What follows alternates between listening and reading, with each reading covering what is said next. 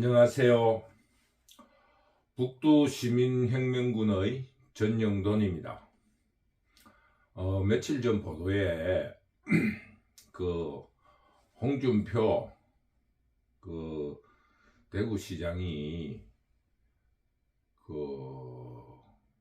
이재명의 1.5cm 열상에 응급 헬리콥터를 탄 것이 무슨 문제냐 하면서 그 근거로 제시한 것이 어전파리인 사람이 헬리콥터를 탈 수 있지, 이런 말을 하는 것을 듣고 저는 정말 깜짝 놀랐습니다.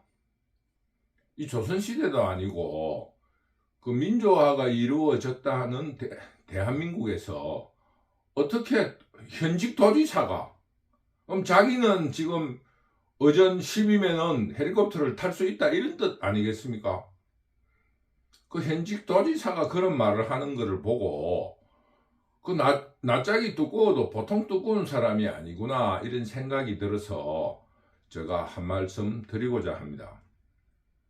그 이야기에 대한 논리적인 근거를 하나 제시를 하자면은, 만약에 거기에서 그 유람선을 타다가 어전 12까지 정도 되는 사람들이 단체로 한 7, 8명이 탔는데, 그 배가 파산을 했다든가 비행기가 떨어졌다든가 차 사고가 났다고 가정을 했을 때, 그 헬리콥터를 타는 순서가 어전 순서입니까? 그 참 말도 안 되는 소리를 하는 거예요.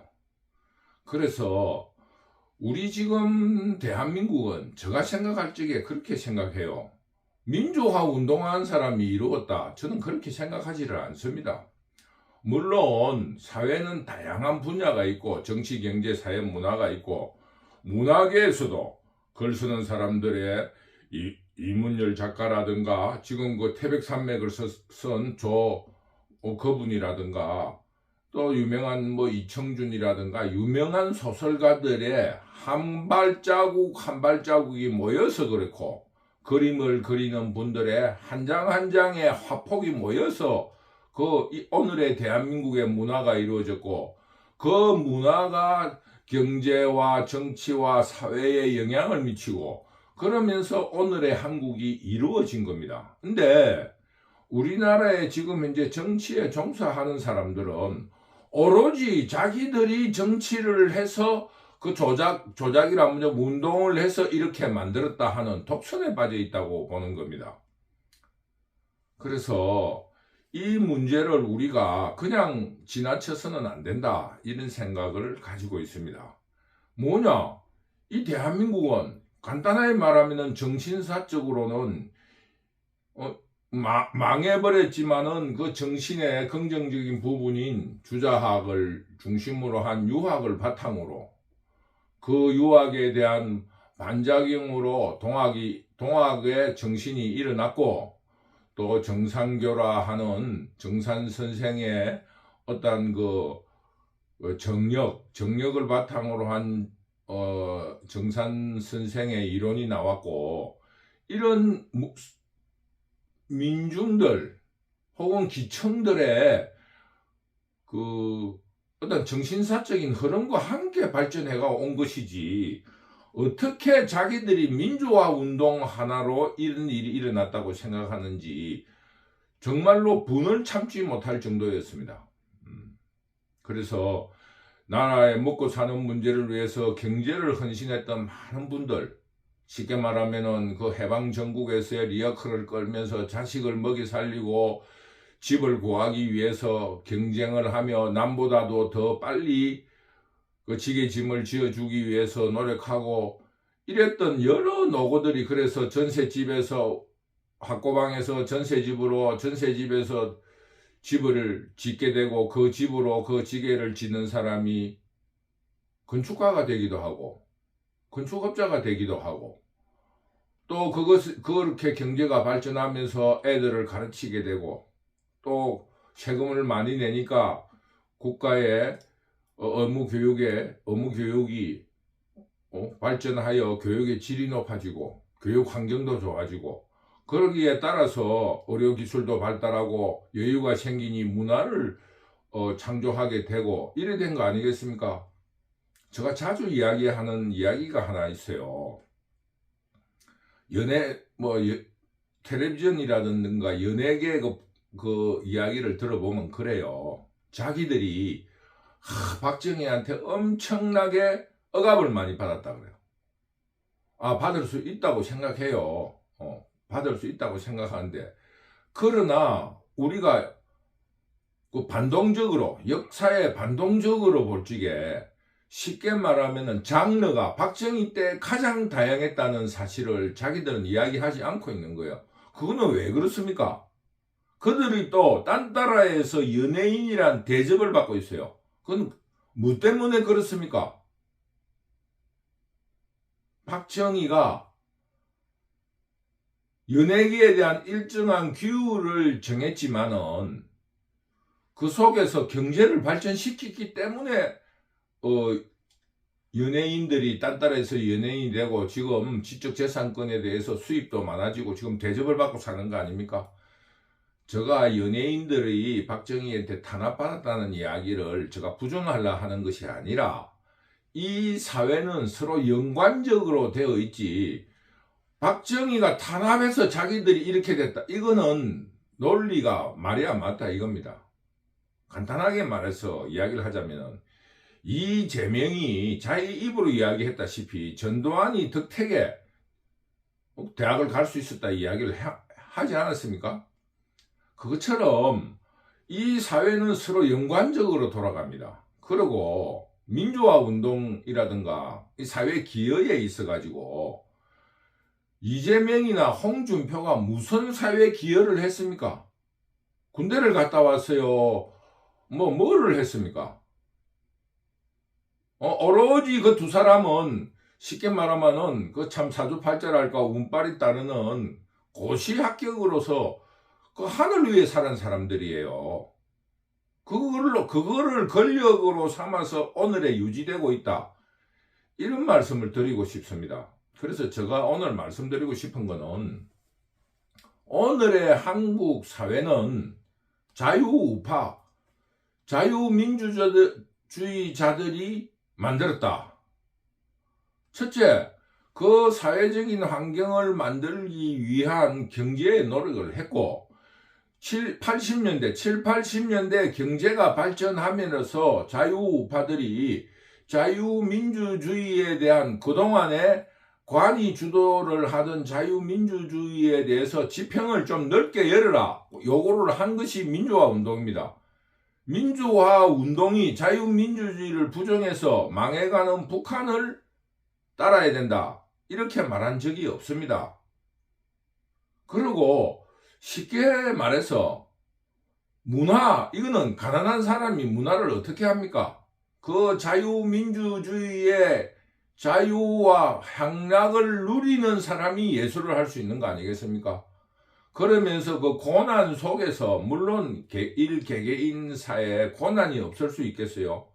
그런데 그 예술은 배우기는 그 자유, 행복이란 부유층에서 시작하지만 문화라는 건 그 속에 고난을 통해서, 고난 속에서 꽃이 핀다는 것을 제가 본 적이 있어요. 제가 이 관찰을 해볼 적에는, 물론 재능이라는 것도 있지만은 그 일제시대에 쉽게 말하면은 그림이라는 것을 구경을 한 사람은 자유주의자들이에요. 자유주의라 하는 것은 그때 궁핍에서 벗어났던 적어도 소지주 이상의 계급에서 시작된 겁니다. 그래서 동경 유학도 갔다 올 수 있고, 동경 유학을 갈 형편이 안 되는 사람은 적어도 일본의 미술 학원이라도 다닌 사람이라는 것은 엄연한 사실입니다. 그것이 오늘의 한국을 만드는 거지. 80년대 민주화 운동이라는 것도 그 책에도 나와 있지만은 지금 현재 386, 586 애들이 독점하고 있는 거예요. 간단하게 말하면은 노동운동이라는 것도 그 밑에 바닥에 받침은 기층의 그 어떤 그 노동자들입니다. 자기들이 거기서 그거를 조직했다는데 뭘 조직해요? 그것은 경제가 발전함으로써 그 80년대 노동운동이 일어난 이유는 간단합니다. 그 기본적으로는 그 노동자들이 먹고 살 형편이 됨으로써 쫓겨나도 내가 당분간 어떻게 살 수 있는 방법이 있다. 뭐 여기 직장이 아니면 이 직장이라도 갈 수 있다라는 그들의 어떤 그 경제적 풍요에서 그런 대중운동이 일어났지. 그 전에 60년대 70년대는 노동운동이 왜 못 일어났겠습니까? 그때는 노동자들이 여기 쫓겨나면 다른 직장을 구할 수 없으니까 그 어떤 그 착취라 할까 이런 걸 당할 수밖에 없었던 거예요. 그런 거는 감안하지 않고 자기들이 무조건 노동운동을 일으켰다. 저는 그런 거에 대해서 심히 불편하게 생각하는 사람입니다. 이 사회는 정치, 경제, 사회, 문화가 발전함으로써 정치도 발전하고 또 정치가 발전하면서 또 사회가 선진화되고 또 사회가 선진화되면서 경제가 말이야. 예를 들면 보리밥 먹던 사람이 쌀밥을 먹게 되고 쌀밥만 먹던 사람이 과일을 사 먹게 돼가지고 쌀 생산이 줄어들고 이런 여러 가지의 연관 속에 있지 어떻게 투쟁 속에서 자기들만이 이루었다고 하는 겁니까? 그래서 저는 시를 읽는 걸 좋아해요. 시를 읽는 걸 좋아하는데 참 우리 조상들 혹은 선배들이 어떻게 살았는가에 대해서는 참 좋은 시들이 많습니다. 근데 특히 참여적으로 신동엽 씨가 쓴 건강이라는 산문시라 할까 아주 장시인데 거기는 저를 참 세상이 어렵고 힘들 때는 간혹 자주 펴보고 읽습니다. 자주 펴보고 읽는데 아주 좋은 글귀들이 많은데 오늘은 어떤 군대를 가고 이 국가의 수탈에 피해를 입었던 그래서 삶에 이거는 건강이라는 건 동학난에 대해서 쓴 거기 때문에 이 동학난에 참여하기 위해서 동학난이라 하면 안 되지. 지금은 우리는 그때 어릴 때 그래 배워서 입에 붙었는데 동학농민 투쟁 이런 정도는 나는 괜찮다고 봐요. 동학운동도 나는 동학투쟁 투쟁 이런 정도가 좋다고 봐요. 굉장히 의미 있는 동학혁명 이런데 혁명이라는 성공을 못해서 혁신운동 나는 동학투쟁이 좋다고 봐요. 투쟁을 했으니까 총칼을 들고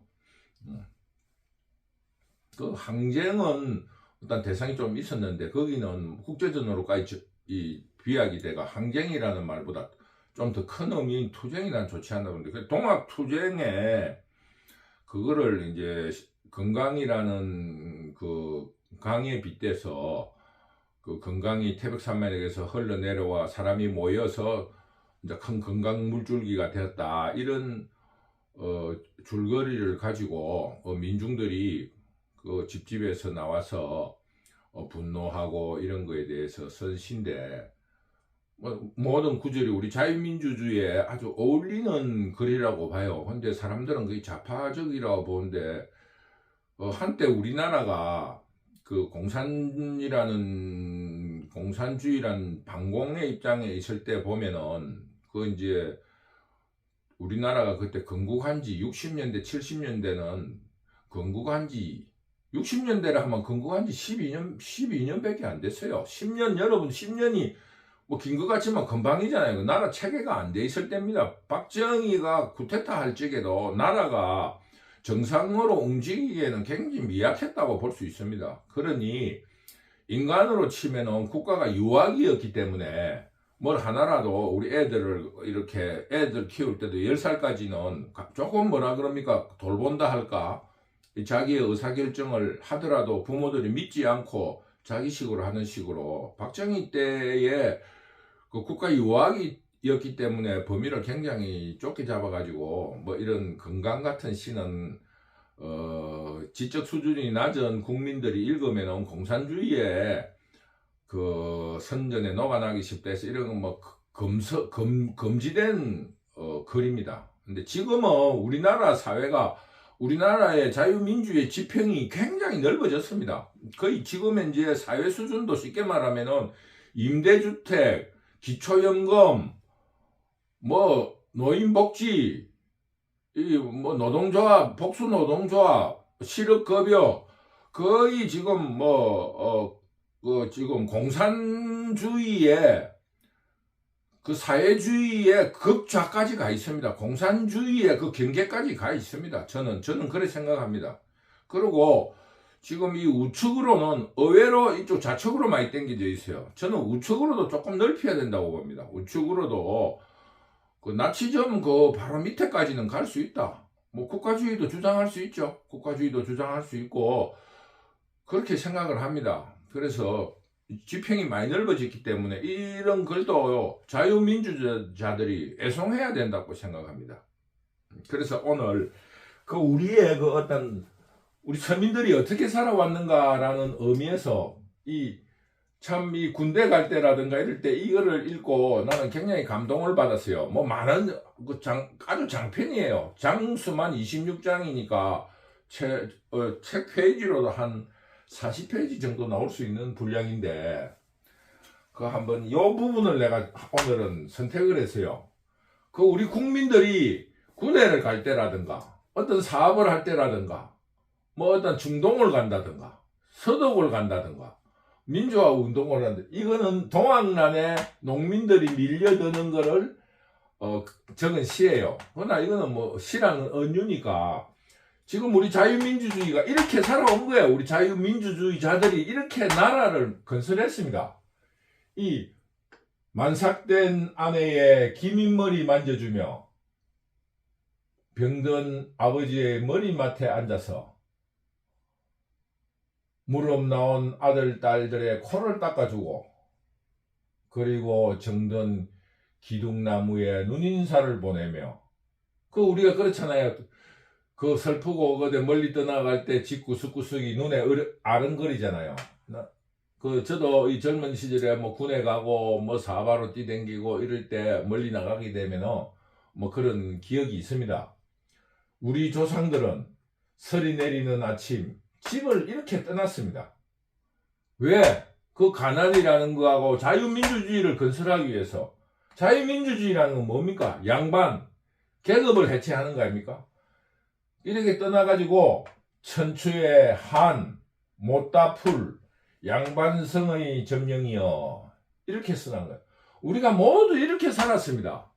이렇게 해서 이룬 나라를 어떻게 의전을 따지고 동학에서 건강에서도 자주 나오는 구절인데 준봉준이라든가 그 사람들이 이야기한 게 그거잖아요. 인내천, 하늘님.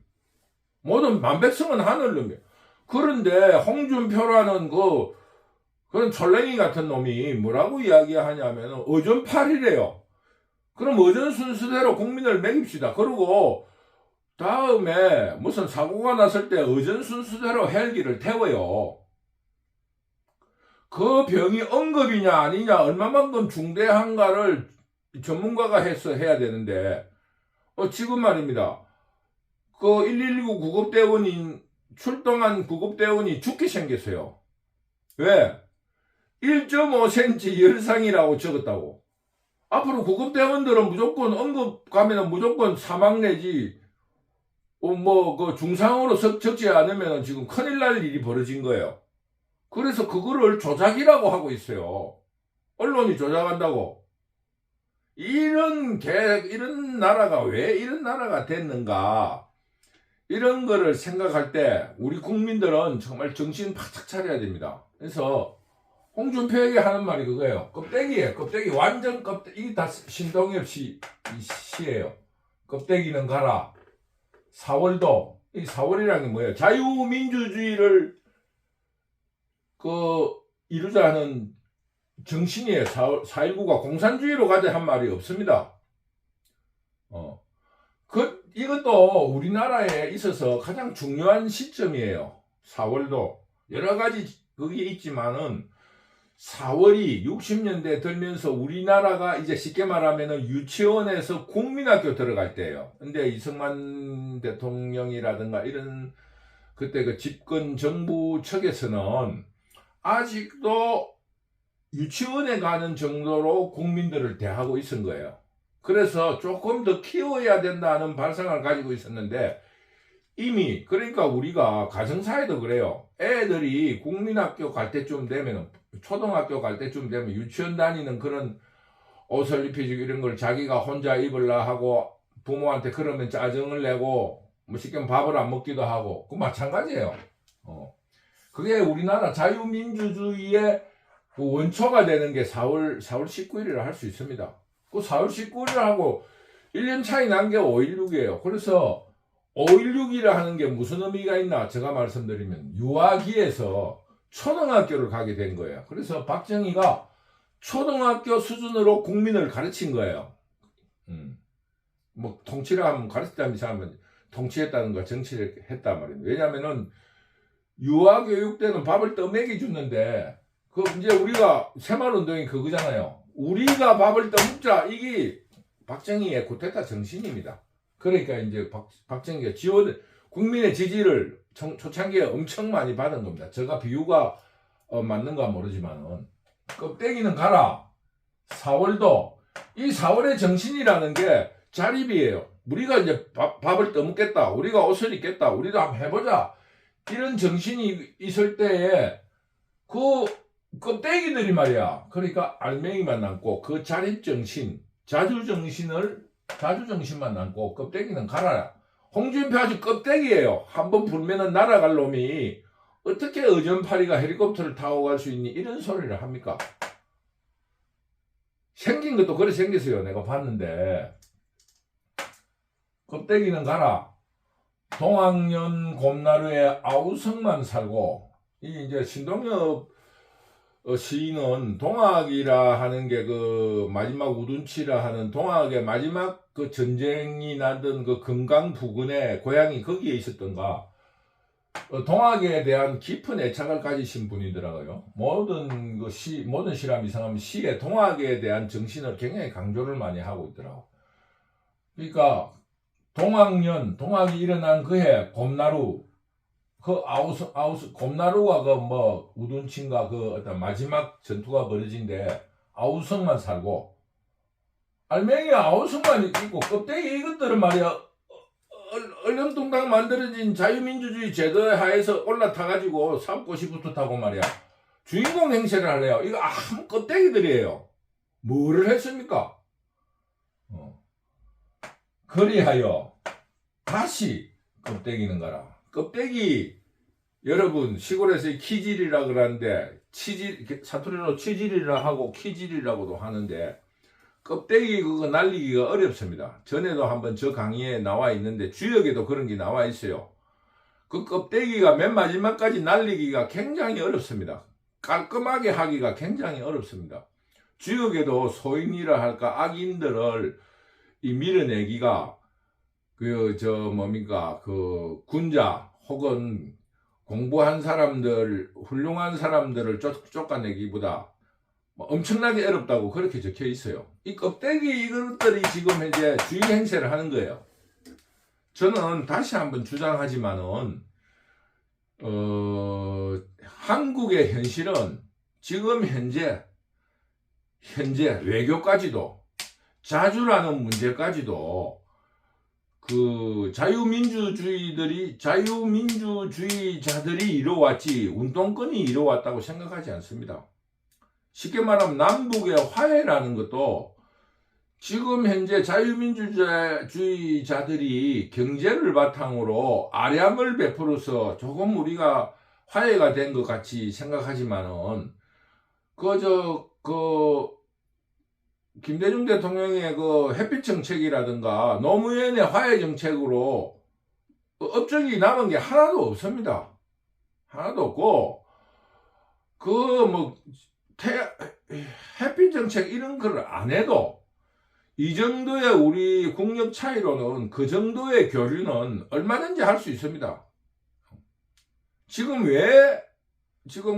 안보 위기가 또 일어나느냐? 그거는 더 북한에서 더 많은 아량을 베풀어 달라는 거예요.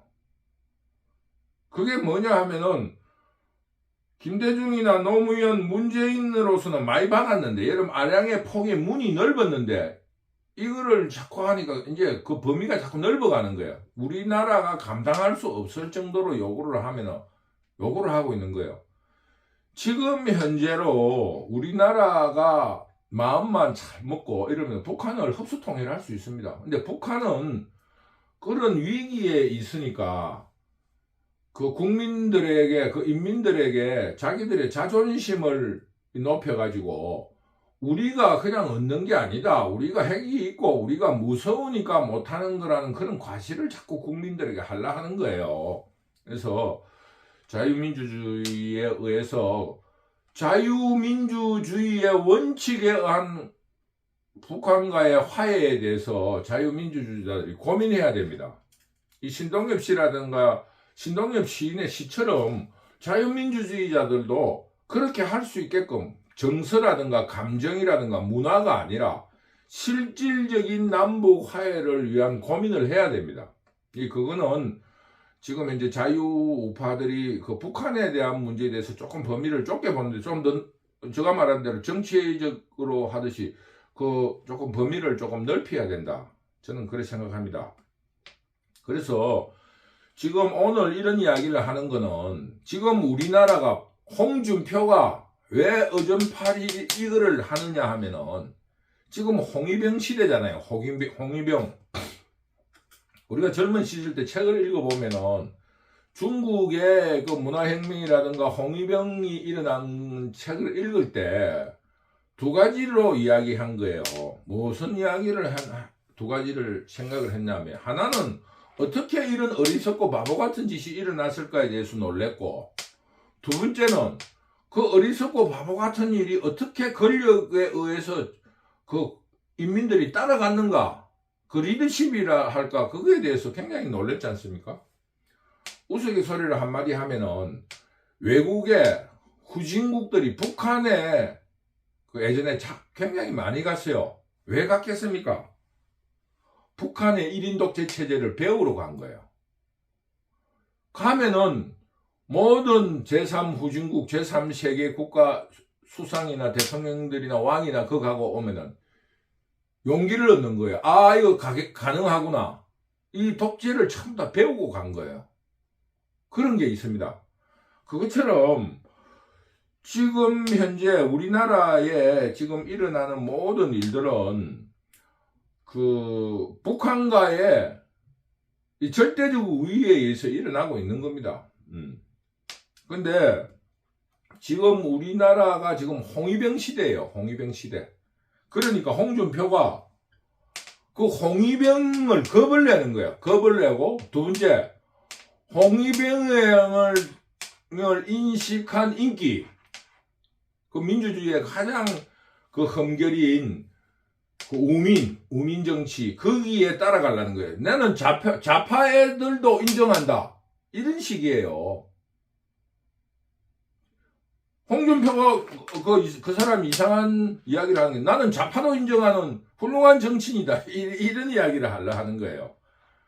그래 지금 현재 이번 선거는 자유민주주의자들이 조금도 마음을 흔들어서는 안 됩니다. 우리가 좀 더 넓은 어떤 일을 하기 위해서 집중을 해야 하는 것처럼 이번만큼은 일치단계 돼가지고 홍위병을 몰아내야 됩니다. 지금 홍위병 시대가 되다 보니까 문화, 정치, 사회, 경제 모든 것이 그 홍위병의 입맛에 맞추고 있는 거예요. 왜? 두렵거나 돈이 되니까, 이익이 되거나 두려우니까. 그래서 이번에 우리 국민들이 지금 현재 저는 어떻게 생각하냐면 조선시대 말기하고 똑같다고 봅니다.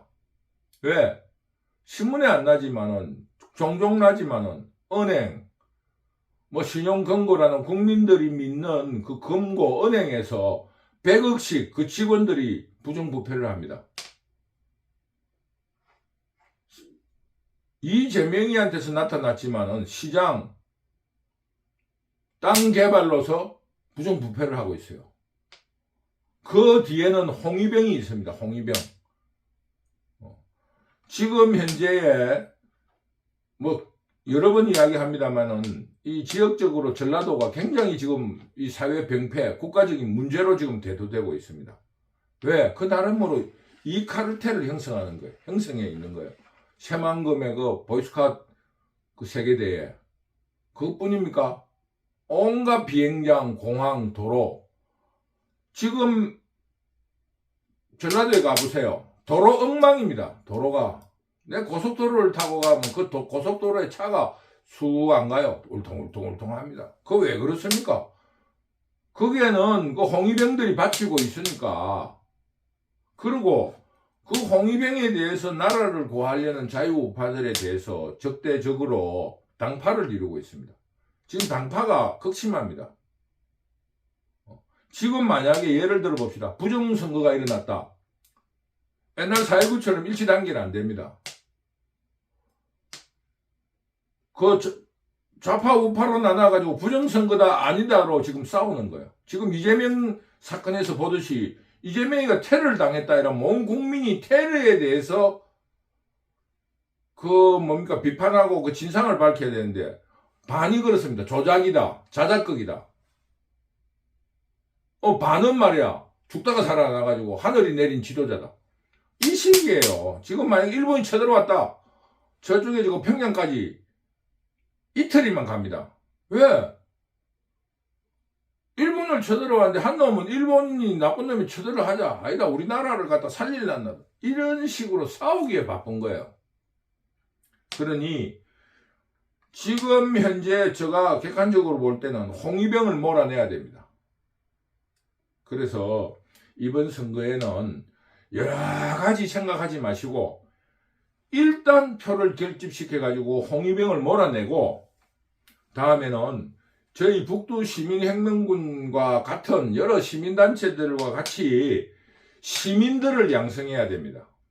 시민은 뭐냐? 자격이 있습니다. 시민은 민중, 대중, 기층하고 다릅니다. 그거는 그냥 일반적으로 인민으로 다 쓰니까 그거는 선전 문구예요. 왜? 아무나 인민이 될 수 있고 아무나 민중이 될 수 있고 참여식으로 사람이 자부심을 가지니까 하는데 그러나 시민은 아무나 될 수 없습니다. 사회가 발전하려고 하면은 수준이 올라가야 됩니다. 시민이 돼야 됩니다. 그래서 다수당이 된 이후 이 홍위병들이 없어진 이후 자유시민들을 양성하고 그 어떤 교양 있고 재산을 가진 이 시민들을 길러내야 된다. 이런 생각을 가지고 있습니다. 그러니 이번 선거만큼은 자유시민들이 일체 여러 가지를 고려하지 마시고 일치 단계를 해야 됩니다. 쉽게 말하면은 반 홍위병, 깨놓고 말하면 반 호남, 반 전라도로 완전히 직결해야 됩니다. 그래서 그런 과정에 패배감을 맛본 전라도 사람들이 반성을 하고 그 반성의 기회에 우리 시민혁명군들이 가서 시민으로 계몽하고 양성해놔야 돼요. 우리 지금 현재 급선무는 우리 자유우파들이 시민의식을 가져야 된다. 이게 대해서 제가 오늘 강조를 하고 있습니다. 그리고 이 자유민주주의 혹은 자유민주주의 시민들은 이 교양에 대해서 예전 박정희 시대에 대한 그 좁은 안목에서 범위를 굉장히 넓혀야 된다. 신동엽 씨 같은 시도 여러 번 읽고 많이 읽었으면 좋겠다. 또 전환시대의 논리라는 갑자기 그 교수님 이름처럼 그런 책도 읽어야 됩니다. 읽고 또 그 더 넓은 범위로 우리가 읽고 왜 자유시민이 돼야 되고 자유민주주의가 돼야 되는가를 그 책을 읽음으로써 거울처럼 알게 되는 겁니다. 그래서 이번 선거에 좀 더 집중하고 여론을 모아달라 당부를 드리면서 이 강의를 마치도록 하겠습니다. 감사합니다.